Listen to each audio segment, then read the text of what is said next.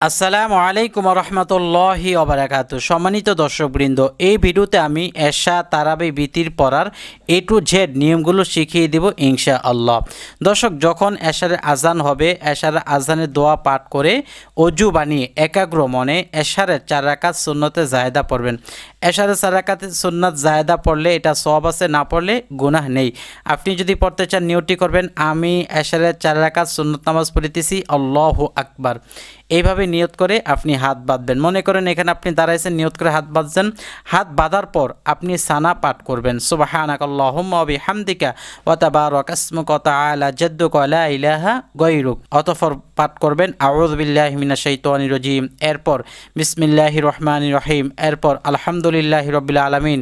পুরো সূরা ফাতিহা পাঠ করবেন। এরপর বিসমিল্লাহির রহমানির রহিম বলে এখানে যে কোনো একটি সূরা, আমি এখানে সূরা ফিল লিখেছি, আপনি যে কোনো একটি সূরা পাঠ করবেন।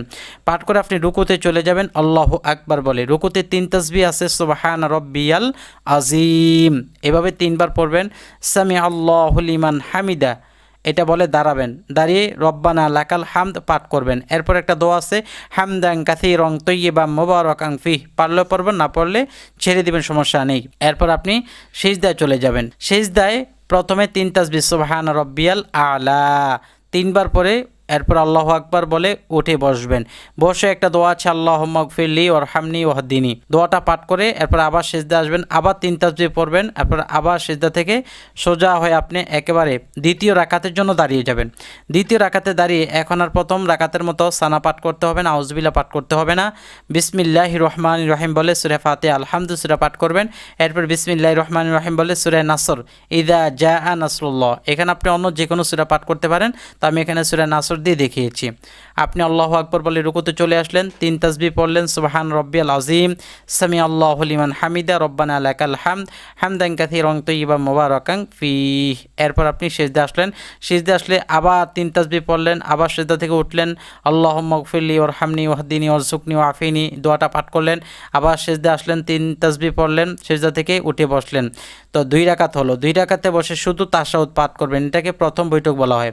তাশাহুদ পাঠ করে তৃতীয় রাকাতের জন্য দাঁড়িয়ে যাবেন, সূরা ফাতিহা পাঠ করবেন। এরপর যে কোনো একটি সূরা মিলাবেন, যেহেতু এটি এশারে 4 রাকাত সুন্নত, 4 রাকাত সুন্নতে 4 রাকাতে সূরা ফাতিহার সাথে অন্য সূরা মিলাতে হয়।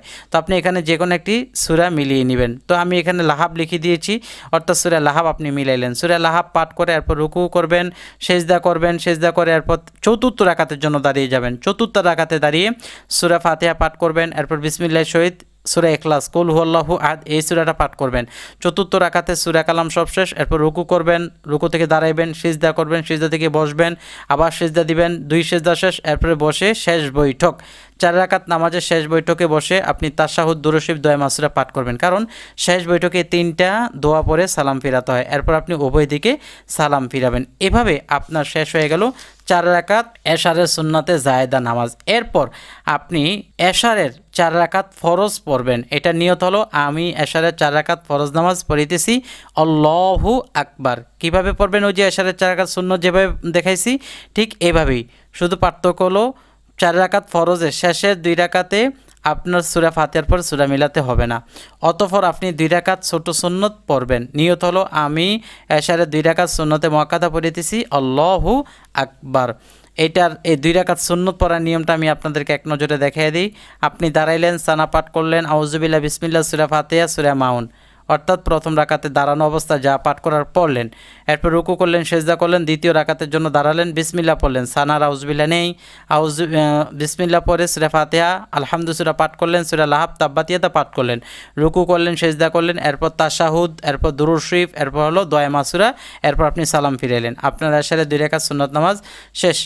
এরপর 20 রাকাত তারাবির উদ্দেশ্যে দাঁড়িয়ে 2 রাকাত পড়ার নিয়ত করবেন। নিয়তটি হলো আমি 2 রাকাত তারাবি পড়িতেছি, আল্লাহু আকবার, উপরে নিয়মে। এই মানে নিয়তটাই পার্থক্য। আর এভাবে এখানে যেভাবে লিখেছি ঠিক এইভাবেই, এই নিয়মে আপনি আরও 2 রাকাত নামাজ আদায় করবেন। 2 রাকাত তারাবি নামাজ পড়ার পর আপনি যে কোনো দোয়া পড়তে পারেন, তবে দুরূদ শরীফ পাঠ করতে পারলে ভালো। সাল্লাল্লাহু আলাইহি ওয়াসাল্লাম বাংলায় লিখে দিয়েছি, সাল্লাল্লাহু আলাইহি ওয়াসাল্লাম। এরপর আবার 2 রাকাত পড়বেন, 4 রাকাত হবে।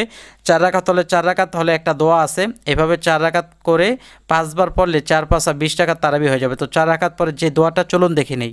لا إله إلا الله وحده لا شريك له له الملك وله الحمد وهو على كل شيء قدير لا إله إلا الله ولا حول ولا قوة إلا بالله আমি উচ্চারণটি আপনাদেরকে দেখিয়ে দিচ্ছি লা ইলাহা ইল্লাল্লাহু ওয়াহদাহু লা শারীকা লাহু লাহুল মুলকু ওয়া লাহুল হামদু ওয়া হুয়া আলা কুল্লি শাইইন কাদির লা ইলাহা ইল্লাল্লাহু ওয়া লা হাওলা ওয়া লা কুওয়াতা ইল্লা বিল্লাহ। অতঃপর 3 রাকাত বিতির আপনি পড়বেন।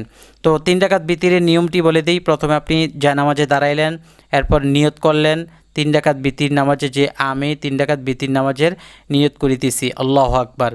সানা পাঠ করলেন, সূরা ফাতিহা, এরপর আলাম তারা যে কোনো একটা সূরা, এরপর রুকু সিজদা করলেন, এরপর দ্বিতীয় রাকাতের জন্য দাঁড়িয়ে গেলেন। এখন বিসমিল্লাহ পাঠ করে সূরা ফাতিহা, সূরা নাসর যে কোনো একটি সূরা, রুকু সিজদা করলেন, বৈঠক, এটা হলো প্রথম বৈঠক। প্রথম বৈঠকে তাশাহুদ পাঠ করলেন, তৃতীয় রাকাতে দাঁড়িয়ে গেলেন, দাঁড়িয়ে বিসমিল্লাহ পাঠ করলেন, আলহামদু সূরা পাঠ করলেন, সূরা ইখলাস পাঠ করলেন, কারণ বিতির নামাজে 3 রাকাতেই সূরা ফাতিহার পর সূরা মিলাতে হয়।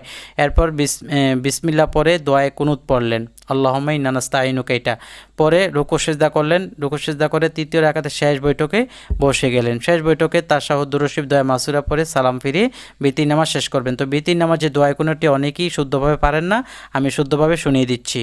আল্লাহুম্মা ইন্না নাস্তাঈনুকা ওয়া নাস্তাগফিরুকা ওয়া নু'মিনু বিকা ওয়া নাতাওয়াক্কালু আলাইকা ওয়া নুসনি আলাইকাল খায়র ওয়া নাশকুরুকা ওয়া লা নাকফুরুকা ওয়া নাখলাউ ওয়া নাতরুকু মান ইয়াফজুরুকা আল্লাহুম্মা ইয়্যাকা না'বুদু ওয়া লাকা নুসাল্লি ونسجد وإليك نسعى ونحفد ونرجو رحمتك ونخشى عذابك إن عذابك بالكفار ملحق।